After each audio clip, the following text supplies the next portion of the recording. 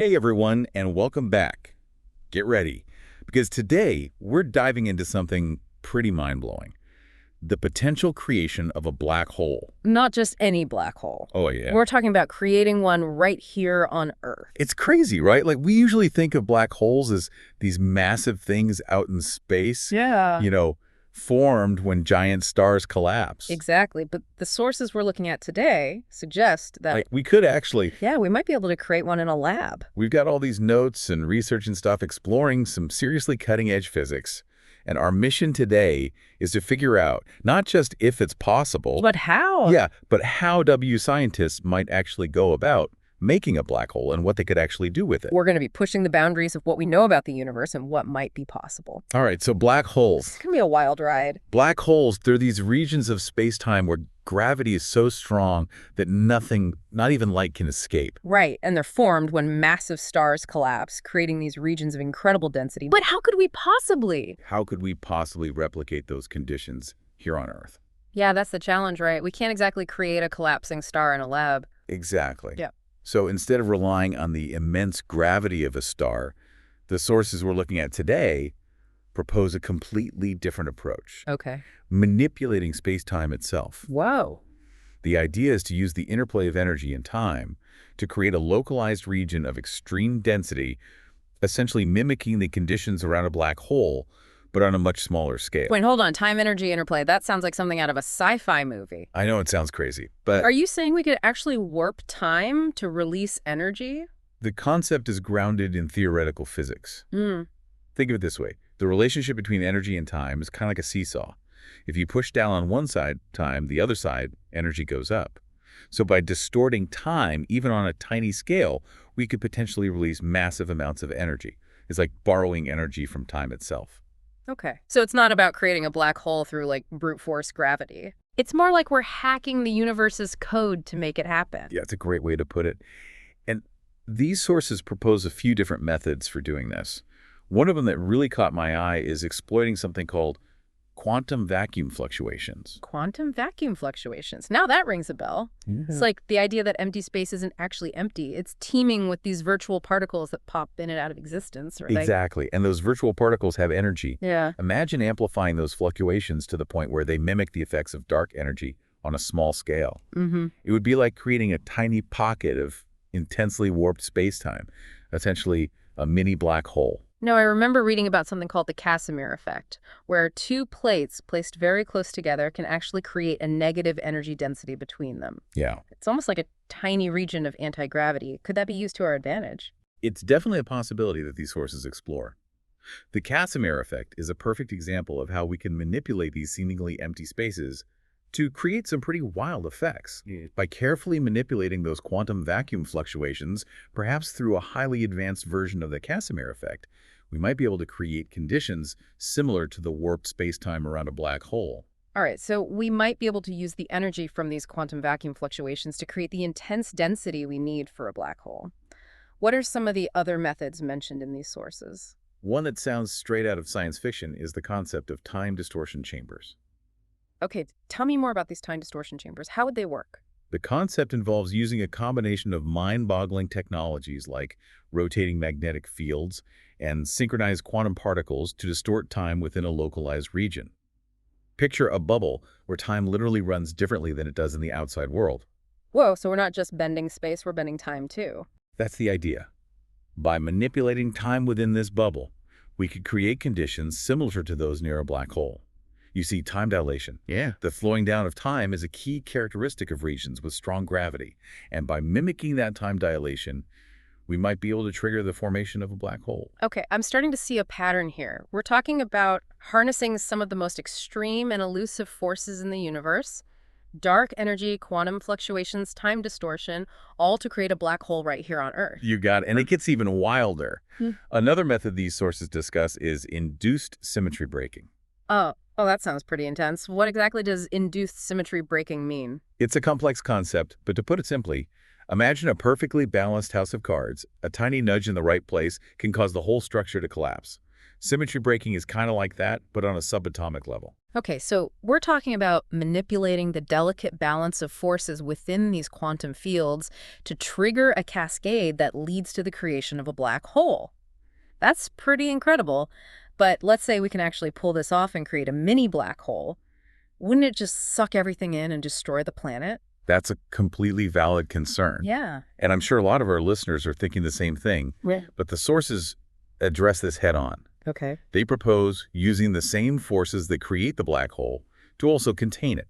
It's like building a fire, but making sure it stays safely contained within a furnace. So we're talking about playing with fire, but with safeguards in place. What kind of safeguards are we talking about? How would we actually contain a mini black hole? There are a few ideas being explored. Some of the most promising ones involve using magnetic traps, plasma barriers, and even harnessing the black hole's own radiation, known as Hawking radiation, to help stabilize it. Hold on, Hawking radiation. I've heard of that, but I'm a little fuzzy on the details. Can you refresh our memory on that? Sure. Hawking radiation is a theoretical prediction made by physicist Stephen Hawking. Essentially, it states that black holes aren't completely black. They actually emit a faint radiation due to quantum effects near their event horizon. It's a mind-blowing concept. But the key takeaway is that this radiation could potentially be used to control and stabilize a mini black hole. Okay, so we might be able to contain a mini black hole using these methods, but why even go through all this trouble? What could we actually DO with a mini black hole? What are some of the potential applications? Now that's where things get really interesting. The sources suggest that mini black holes could have some truly revolutionary applications. Imagine, for instance, a black hole as a portable power source, generating unimaginable amounts of energy. Whoa, are we talking about powering our homes, or are we talking about powering spaceships to other galaxies? Honestly, it could be both. And the sources suggest that it could even go beyond just energy production. They propose using black holes to manipulate time itself. Wait, manipulate time. You're talking about things like faster computation, or maybe even those pause time buttons from science fiction movies. That's right. It's all still very theoretical, but the possibilities are astounding. This is incredible. Okay, before we move on to part 2, can you give us a little sneak peek at what's to come? Sure.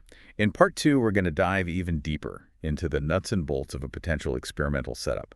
We'll take a look at the technology needed, the challenges involved, and the sheer scale of what it would take to create a black hole in a lab. Sounds like we're in for another mind-blowing journey. I can't wait. So how about we unpack some of the specifics of actually creating a black hole here on Earth? Yeah, you mentioned nuts and bolts earlier, and It's kind of a fitting analogy, right? Yeah, right. Because we're talking about a system with just incredible complexity, yeah. requiring multiple components all working in perfect harmony. Where do we even begin with something like this? Well, these sources, they really emphasize the importance of rotation. It's not just about generating a huge amount of energy. It's about creating energy with a specific kind of motion. Oh, okay. Think of it like a spinning top.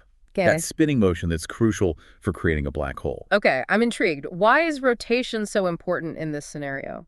It all comes down to the way a spinning object warps spacetime. Okay. Rotating black holes, which are described by the Kerr black hole model, Mm-hmm.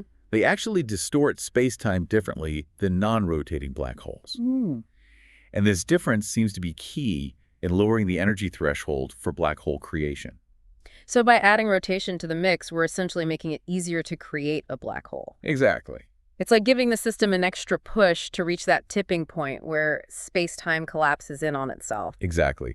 And the sources delve into a few different ways to actually achieve this rotation in an experimental setup. Okay, I'm dying to hear about these methods. Are we talking about spinning the entire vacuum chamber where the experiment takes place? Well, that's one possibility. But the sources propose some even more intriguing approaches. Okay. One idea is to create rotating proton streams. Oh? Instead of just firing protons in a straight line, imagine using powerful magnetic fields to force them into a spiral trajectory before they collide. Ooh, like a tiny proton tornado? Precisely. I love it. That swirling motion would impart angular momentum directly to the protons, Okay. significantly increasing the chances of creating the conditions needed for black hole formation. That's so cool. And I'm guessing there are other ways to add rotation to the system as well. Absolutely. The sources also talk about using rotating magnetic fields around the chamber, essentially creating a vortex of electromagnetic energy. They even suggest using a spinning plasma torus, which is like a donut-shaped structure of superheated ionized gas to further enhance the rotational dynamics. Wow, this is getting incredibly complex. I know, right? It sounds like we're talking about coordinating multiple systems, all working in perfect harmony to create this tiny, swirling, energy-dense region where a black hole might form. You got it. It's a challenge, but that's the beauty of this type of scientific endeavor.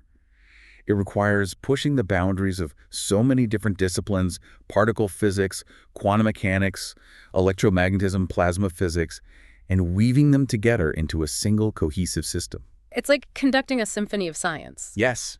with each instrument playing a critical role in creating the final masterpiece. I love that. Okay. And it's not just about creating the black hole, it's also about containing it. Right. We wouldn't want our little black hole to get out of hand, right? Definitely not. That's something I've been wondering about. What do these sources say about how we would actually contain a black hole that we created? Well, they emphasize that containment is just as crucial as creation. They propose a multi-layered approach combining several different techniques to keep that black hole safely under control. Okay, I'm all ears. What kind of techniques are we talking about here? One idea that stood out to me is the use of rotational magnetic traps. Think of it as creating a magnetic field that spins along with the black hole, effectively keeping it confined within a specific region.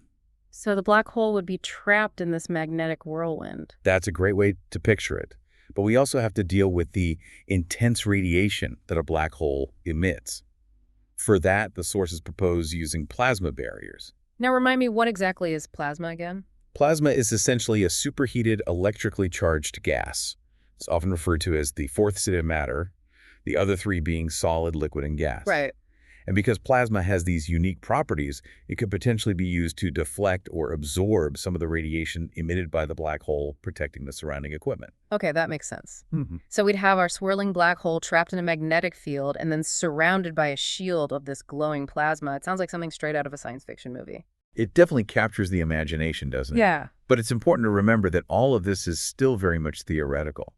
We're talking about manipulating forces and phenomena that we're only beginning to understand. Right, we're venturing into uncharted territory here. But that's what makes it so exciting. We're pushing the very limits of human knowledge and exploring possibilities that were once thought to be impossible. I completely agree. And even if we never actually succeed in creating a black hole in a lab, the very act of exploring these ideas, of pushing the boundaries of science and technology, is a remarkable achievement in itself. I love that perspective. It's not just about the destination, it's about the journey and what we learn along the way. Speaking of the journey, we've talked about the how and the why of creating a mini black hole, but how realistic is all of this? Do these sources give us any sense of whether or not this is something we could actually achieve in the foreseeable future? That's the million-dollar question, isn't it? Yeah. And the sources do acknowledge that there are immense challenges involved. But they also point to some recent technological advancements that make this entire endeavor seem more plausible than ever before. Okay, what kind of advancements are we talking about here? What's giving the scientists hope that we might actually be able to pull this off? Well, for one thing, the incredible breakthroughs in quantum computing Yeah. are giving us unprecedented control over quantum systems. Right. And that level of control could be absolutely crucial for manipulating those quantum vacuum fluctuations we talked about earlier. That makes sense. Quantum computing seems like it would be a game changer for this kind of research. What else? We're also seeing incredible advancements in material science, leading to the development of superconductors that can handle mind-boggling amounts of energy. This could pave the way for more powerful magnets and containment systems, which would be essential for handling the extreme forces involved in creating and containing a black hole. So we're talking about magnets that are orders of magnitude more powerful than anything we have today. Exactly. And on top of that, we're making significant progress in energy manipulation, particularly with lasers. This is giving us the tools to generate incredibly precise and powerful energy beams, which would be crucial for things like creating those rotating proton streams we discussed earlier. It sounds like all these pieces are starting to fall into place. We're not quite there yet, but we're getting closer. It's a really exciting time to be following this kind of research. I agree. It's like we're standing on the precipice of a new era of scientific discovery with the potential to unlock some of the universe's greatest secrets. Okay, I'm hooked. Before we get too carried away with all the possibilities, let's bring it back down to earth for a minute. Can you paint us a picture of what this experimental setup might actually look like? What do these sources envision? They describe a system that's incredibly complex and sophisticated one that would push the limits of our current engineering capabilities. But at the heart of it all would be a proton collider, Okay. but not the kind you might be picturing. Not like the giant underground tunnels of the Large Hadron Collider. Exactly.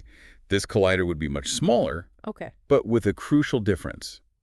The proton beams would be forced into those spiral trajectories we talked about, adding that all-important angular momentum to the system. So instead of smashing protons head-on, we're making them dance. You could say that. Okay. And surrounding this swirling ballet of protons would be a very special environment, most likely a chamber containing something called a Bose-Einstein condensate. Now, I've heard of Bose-Einstein condensates, Yeah, but they're notoriously difficult to create. They require cooling atoms down to temperatures just a hair's breadth above absolute zero, right? you're right. Why is that so important for this experiment? Creating a Bose-Einstein condensate is no easy feat. Mm-hmm. But the reason it's so crucial for this experiment is that in this state, atoms behave like a single giant quantum wave. This collective behavior could be key to amplifying the energy density and triggering the symmetry breaking needed for black hole formation. So it's like creating a super chilled quantum soup where our proton tornado can swirl and potentially collapse spacetime. I love that visual. That's a great way to put it. But of course, no quantum soup is complete without a pinch of carefully orchestrated electromagnetism. Of course. The sources describe an array of powerful magnets surrounding the chamber, generating those rotating magnetic fields we talked about earlier. Right, those magnetic fields would help to confine the black hole and contribute to the overall rotational energy of the system. What else? To fine-tune the energy density and further encourage those protons towards collapse, they propose using synchronized electromagnetic pulses. These pulses would be timed with incredible precision to maximize their impact. It's like we're conducting a cosmic orchestra with magnets, lasers, and ultra-cold atoms all playing their parts in this grand symphony of black hole creation. What an incredible image. It truly is. And let's not forget about the containment system. Remember those layered rotational magnetic traps and plasma barriers we talked about earlier? Oh yes, those are essential. We wouldn't want our mini black hole turning into a mini apocalypse. What else did the sources say about how these containment systems would work? They envision a system where superconducting loops would be used to capture and redirect the energy emitted by the black hole. That captured energy would then be used to power the containment fields and further stabilize the system. Wow, so it's like a self-sustaining energy loop with the black hole at the center, generating the very energy needed to keep itself in check. That's brilliant. It really is a fascinating concept, and it highlights the incredible ingenuity and creativity of the human mind.